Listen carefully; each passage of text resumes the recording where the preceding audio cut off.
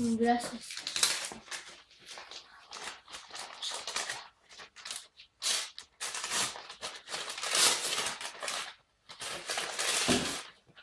Ah, una tabla. Pues mira, sacaste un papel. Tenía.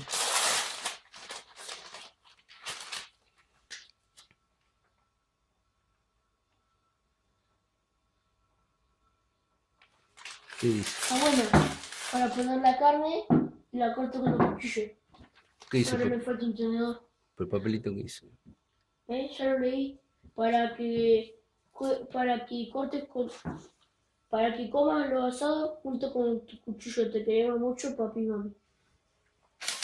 Gracias. Y el tenedor puedes agarrar el otro, ¿no? Vamos. No, no. Ah. Papi, ¿te quiere? Dice. ¿Qué dice? Es lo que dice. Para no estar más oxidado. Zapatillas.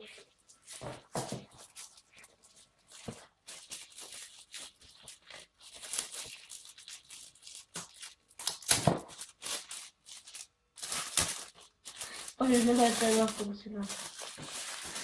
Para, sí, a ver.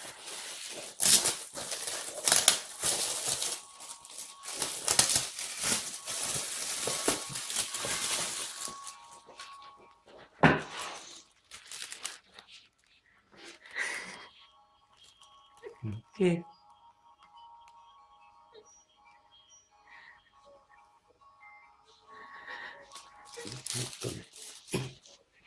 Abrí, abrí.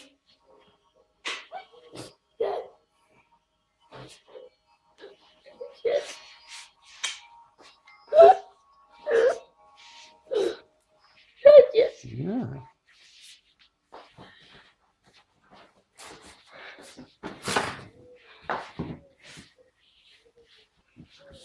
Vamos, correla. Escúchame. Eso es.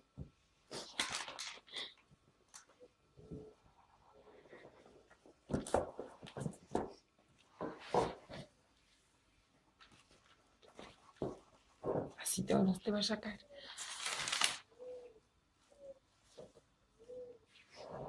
Gracias. Bueno.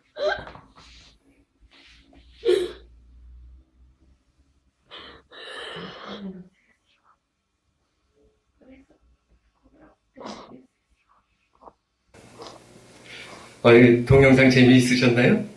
예, 황당하기도 하고 부럽기도 하고 예, 사랑스럽기도 하고 아마 여러 가지 감정이 교차되는 그러한 동영상이었을 겁니다. 혹시나 싶어서 다 알아들으셨겠지만 내용을 조금 더 설명하겠어요. 한 아이가 생일날이 다가오고 있는데 자기가 제일 갖고 싶은 게 아이패드였습니다. 그리고 생일날 되었을 때 엄마가 서프라이즈 해주고 싶으니까 아이패드 사이즈의 도마를 포장지로 싸서 생일 선물이라고 아이한테 먼저 주었어요. 그래서 아이가 그거를 생일 선물이니까 풀러놓고 보니까 나무 도마가 나온 겁니다. 근데 아이의 반응이 특이했죠. 땡큐. 그러고 엄마한테 가서 뽀뽀하는 거예요. 그리고 이어서 아빠가 다시 선물을 내놓는데 이번에는 신발 상자를 줬어요. 사이즈가. 그러니까 아이는 또 선물이니까 뜯는데 그 안에는 자기가 갖고 싶었던 아이패드가 들어있었다는 거예요. 그러니까 그 아이가 결국 울음을 터뜨리는 것이 이 동영상이었습니다. 어느 곳에도 감사하는 그 아이의 모습이 더 인상적이셨나요? 아니면 결국 원하던 걸 받아서 울음을 터뜨리는 게 더 인상적이셨나요? 물론 둘 다죠. 우리는 정말이지 범사에 감사하고 싶은데 왜 그렇게 녹록하지 않은지, 삶이 우리를 힘들게 하고 환경이 우리를 버겁게 하고 그래도 무조건 감사하고 싶어서 감사합니다 외치고 기도도 해보지만 입술은 닮은 듯 하지만 마음은 걸리는 느낌, 지우기 어려울 때가 있지 않습니까? 또 이렇게라도 해서 훈련은 아닐지라도 어쩌면 자기 체면처럼 그렇게 되고 싶어서 감사합니다, 감사합니다 그렇게 되뇌이고 싶은 순간도 얼마나 있으셨습니까? 그것이 인생이라고 툴툴 털고 살면 좋을 텐데 지금도 내 마음에 일어나는 그 범민들이 내 상황과 문제들을 괴롭게 한단 말이에요. 그런데 이러한 문제의 출발점이 무엇을 감사하는가에 있습니다. 우리는 누구나 원하고 바라는 것이 그 좋은 것이 이루어져야만 감사하다고 그래요. 그렇지 못하면 축복받지 못했다고, 응답받지 못했다고 괴로워한다는 겁니다. 또는 이루어지지 않아도 내 자신이 만족하면 그만이라고들 사람들은 말합니다. 그러나 자기 만족은 자기 마음에 주는 평화를 그 가치로 받아들이는 것 같지만 결국 그 만족은 내 주위의 사람과 나누지는 못한다는 거예요. 흔한 것이 사람들이 속으로 생각해요. 아이, 내 나이가 몇인데 저 어린 것이 함부로. 아니, 그래도 내가 무슨 사장인데 제가 뭐 함부로 나를 뭘로 보고. 우리 군인이 있는데 아니, 내가 상병인데 1등병이 감히. 이런 생각을 하고 우리는 생각하고 산다는 거예요. 겉으로야 아닌 척 할지라도 속에서 상하고 있는 애만. 때로는 분노를 표출하고 많은 경우 우리 주위와 뉴스에서 너무나도 많이 접하게 됩니다. 사도 바울은 고린도교회 편지를 하면서 아무리 은혜 받고 아무리 영적으로 파워가 넘칠지라도 그래서 너는 감사를 잘하였으나 그러나 다른 사람은 덕세움을 받지 못하였느니라. 그렇게 말씀하였어요. 자신만을 보았기 때문이라는 겁니다. 세상의 사람들도 좀 있어 보이고 넉넉하고 근심 걱정 없으면 감사할 줄 압니다. 그때의 감사는 진정일 수도 있고 자신의 품위와 인품을 포장하기 위한 수단일 수도 있어요. 하지만 어려움에 직면하고 헤쳐나갈 길이 보이지 않으면 걱정하기 시작합니다. 그런데 그 걱정이 실제로 일어난 것이라기보다는 아직 일어나지 않은 막연한 미래에 대한 걱정 아닙니까? 풍랑이 일어요. 그래서 죽을까 걱정입니다. 우리도 대다수는 아이고 가난하면 어쩌나 사고당하면 어쩌나 걱정하며 살다 보니까 정말 행복을 느낄 마음의 여유까지 잃어버리고 말았다는 겁니다. 오히려 행복에 정신이 팔려서 미래를 걱정하지만 나한테 행복이 주어지지 않는다라고 그렇게 강박관념에 사로잡혀서 살고도 있습니다. 걱정으로 나의 미래를 색칠하기보다는 바로 지금 나에게 주어진 현실을 인정하고 보아야 합니다. 그렇다면 감사는 나만이 아니라 다른 사람, 내 주위, 다른 환경, 나 위의 모든 것을 인정할 때 주어지는 것이 감사입니다. 감사하지 못한다는 것은 다른 것을 인정하지 못한다는 거예요. 받아들이지 못하기 때문이에요. 그래서 불만이 쌓이고 욕구가 더하여지고 욕망의 날을 던짐으로써 감사와 멀어지고 있어요. 포기하라는 말과는 다른 거예요. 있는 그대로 인정해야 세상도 바르게 보이고 감사로 가는 길도 보인다는 겁니다. 오늘 주어진 본문 1절에서 3절 보면 요나는 자신의 그러한 상황을 받아들였습니다. 주어진 갑갑한 그 상황 있는 그대로 인정했습니다. 이미 일어난 일에 대해서 부정하는 것이 아니라 그것을 담담히 받아들이고 인정했다는 거예요. 자포자기의 심정이 아니라 그것이 하나님께서 허락하신 것임을 인정했습니다. 4절, 5절 보면 그렇게 자신에게 고난을 허락하신 하나님을 바라보고 있어요. 세상의 일이 자기를 애워싼 난제들과 환경과 사람들이 인정되지 못한다면 결국엔 하나님마저 부정하게 되고 원망하게 될 뿐이에요. 여러분의 주위에 있는 사람 한번 생각을 해보세요. 나 저 사람만 생각하면 기분 안 좋아. 나 저 사람만 생각하면 감사가 사라져. 어쩜 저럴 수 있을까 싶은 것. 그러한 사람, 그것은 내 마음에 들지 않는다. 그 사람 하는 게 인정되지 않기 때문에 아니겠습니까? 그래서 감사가 없어요. 그런데 그것이 거기로 끝나는 것이 아니라 하나님마저 부정하고 원망되는 자리로 나아가게 한다는 겁니다. 그러나 요나는 자기에게 주어진 것을 인정했단 말입니다. 그러니까 하나님께서 주신 것이니 감사하기 시작했습니다. 참 바보 같아요. 동영상에 나온 아이처럼 보일지도 모르겠어요. 아니, 나무도 맞았는데 그 바보같이 고마워요 엄마 그러고 가서 뽀뽀하는 그 아이. 그러나 세상이 그런 사람들을 인정합니다. 감당하지 못합니다. 바보 같다는 심정도 결국은 자기 자신 바라보고 되돌아보고 내 자신을 인정하지 못하기 때문에 생기는 거 아니겠습니까? 문제는 여기서 해결이 나오지 않는다는 거예요. 오히려 내가 모든 걸 인정하고 그 어린 꼬마처럼 나무 토막을 받아도 감사합니다 하면 오히려 세상은 그 사람 인정해주기는 하지만 이용할 뿐입니다. 오늘 본문의 앞 1장 11절부터 한번 보세요. 배에 탄 선원들과 사람들이 소리치기 시작했어요. 그러니까 넌 하나님께 죄를 범한 사람 아니냐? 넌 나쁜 사람이야.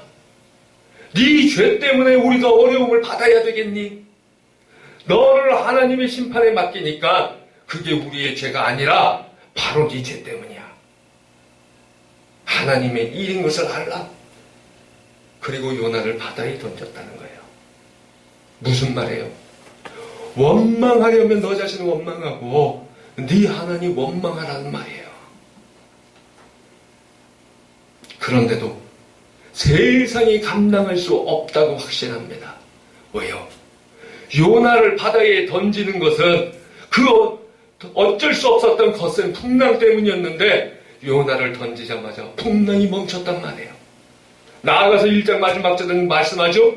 요나를 던지니까 하나님께서 이미 물고기를 예비하셨어요. 그 다음 길을 요나에게 준비하셨다는 거예요. 사람들이 아무리 이용하려고 그러고 아무리 그 사람 함부로 대할지라도 하나님의 사람, 하나님께서 지키시고 감사하는 사람, 하나님께서 지키시니까 세상이 감당할 수 없다는 거예요. 그렇게 보면 또 한편에서는 참 무능하다고 당황스럽다고 그렇게 여기실 분들도 많습니다. 아니, 그냥 자기 죽는 건데요. 우리 한번 예수님 돌이켜보세요. 예수님께서 십자가에 달려 돌아가시기 전 마지막 식사를 제자들과 나누시며 잔을 들어 감사기도 하셨어요. 그때 뭐라고 하셨나요? 마태복음 14장 23절에요. 감사하시면서 잔을 나누셨단 말이에요. 아니, 예수님은 죽게 되었는데 감사라니요. 아니면 그냥 주어진 그 조그만 조촐한 식사 때문에 감사인가요? 아니면 그래도 따라주는 사람들, 마지막에 남은 제자들 때 있어서 그것이 감사한 건가요? 예수님 자신은 견딜 수 없는 심정이셨어요. 사실 그 길을 피하고 싶으셨단 말입니다. 자신이 원하는 것이 아니었단 말이에요. 그냥 감사하셨어요. 왜요? 하나님의 뜻과 영광을 위한 순종의 길이기 때문이에요. 쓰임 받음이기 때문이에요. 하나님께서 원하시는 길을 가기 위한 그 고난이기 때문에 감사했단 말입니다. 그렇게 감사하니까 아무리 작은 것이라도 범사에 감사하실 수 있는 거예요. 신앙이 뭔가요? 예수님 닮아가는 거예요. 내가 아니라 내 안에 예수님을 채워가는 겁니다. 우리가 찬송도 부르지 않습니까? 주님의 마음을 본받는 자, 그 마음에 평강이 찾아오는 험악한 세상을 이길 힘이 하늘로부터 임함이로다. 감사가 없으면 마음이 어두워지게 되어 있습니다. 불안합니다. 초조합니다. 힘들고 지치고 낙심하게 됩니다.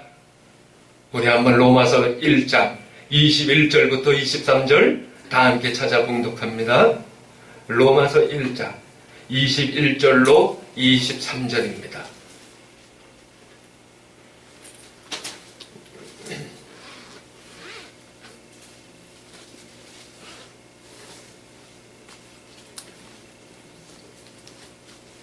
예, 시작.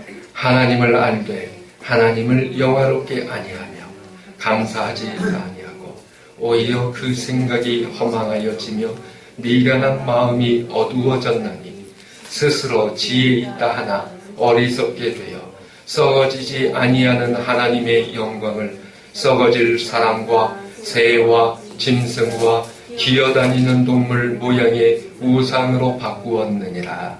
아멘.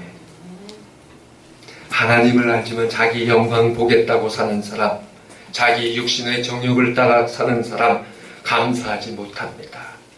감사하지 못하니까 생각도 허망해집니다.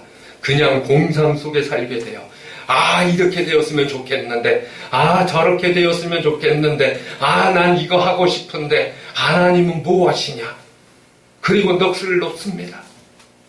하나님을 모르니 지혜가 없어요. 미련해집니다. 마음에 오직 어두움만이 자리 잡을 뿐입니다. 하지만 자존심이라도 지키기 위해서 세상을 향해서는 지혜로운 척해요. 모든 거 다 아는 듯이 말하고 행동합니다. 그러면 속이 시원하고 풀립니까? 어리석을 뿐이라는 거예요. 육신의 정욕에 내어 맡기니까 바라는 것만 간절해지고 있다는 거예요. 그러다 보면 하나님을 찾기보다 그것이 더욱더 중요하고, 아, 그것이 있어야 되는데 하고 그것만 바라보게 되어 있어요. 자기의 소망을 그곳에 두게 되어 있어요. 그러다 보니까 하나님 대신 들어선 우상이 되고 만다는 겁니다. 뭐가 그렇습니까? 우리에게 돈이 그래요. 뭐가 그렇습니까? 우리에게 건강이 그래요. 뭐가 그렇습니까? 기쁨으로 포장된 쾌락이 하나님 대신 우리들에게 너무나도 가득 차기 시작했다는 거예요. 그래서 요나는 본문 8절에서 그것을 인정하며 기도합니다. 거짓되고 헛된 것을 숭상하는 모든 자는 자기에게 베푸신 은혜를 버렸사오나. 감사하지 못하니까 거짓에 자기를 내어주게 됩니다. 감사가 사라지니까 헛된 것을 숭상합니다. 감사로 출발하지 못하는 인생이니까 은혜도 잊어버립니다. 물고기 뱃속에 있는 요나를 한번 상상해 보세요.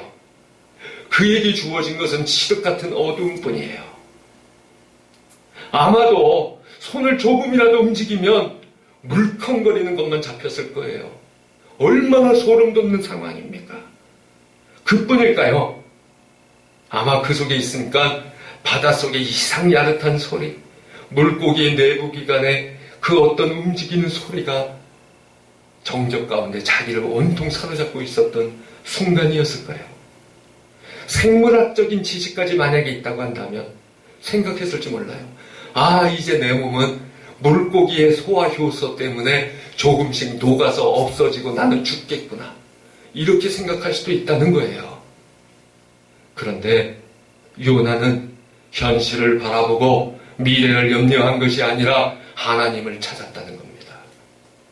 그 모든 것의 주관자이시며 자신에게 말씀하시는 바로 그 하나님 보며 하나님을 인정하며 하나님을 찾았다는 거예요. 그래서 9절을 보세요. 요나가 감사하는 목소리로 주께 제사를 드렸습니다. 믿는 자는 감사로 하나님께 예배 드려야 합니다. 눈앞에 펼쳐진 어두움 속에서도 하나님을 봅니다. 이 모든 것 위에 계시는 하나님을 인정해야 합니다. 세상의 것 해결받겠다고 거기에 매달려서 소리치는 것이 아니라 먼저 하나님께 예배드려야 한다는 거예요. 감사하다고 기도하게 된다는 말씀입니다. 골로새서 2장 10절에 말씀합니다. 그 안에 뿌리를 받고 세움을 받아 교훈을 받은 대로 믿음에 굳게 서서 감사함을 넘치게 하라. 하나님을 바라는 자는 영원한 반석이신 주님께 뿌리를 박아야 합니다. 믿음으로 일어서야 합니다. 말씀 받은 대로 아멘하며 순종해야 합니다. 거기에 감사가 넘치게 되어 있어요. 왜요? 감사는 오직 하나님만 바라볼 때 나오기 때문입니다. 신실하신 하나님의 사랑을 믿기 때문입니다. 그래서 요나가 기도하며 외쳤어요. 구원은 어디에? 여호와께 속하였나니. 오늘은 추수감사주일입니다. 감사로 문을 여는 자가 되시기 바랍니다. 감사로 무장한 자에게 하나님께서 길을 내어주십니다. 10절에서 물고기가 요나를 토해내었어요. 풍랑을 만난 것도 참 신기한 일이에요. 제비 뽑는데 공교롭게도 요나가 뽑히는 것도 참 이상한 일이에요. 물고기가 삼키는 것도 희귀한 일이에요. 토해냈다는 건 더욱더 믿기 어려운 이야기예요. 오직 하나님의 역사이십니다. 세상이 감당할 수 없는 하나님이 주시는 축복입니다. 우리에게 해야 할 것이 있다면 오직 하나, 감사라는 거예요. 감사로 내 인생이 변화되는 축복이 우리 모두에게 함께 하시기 바랍니다. 기도합니다.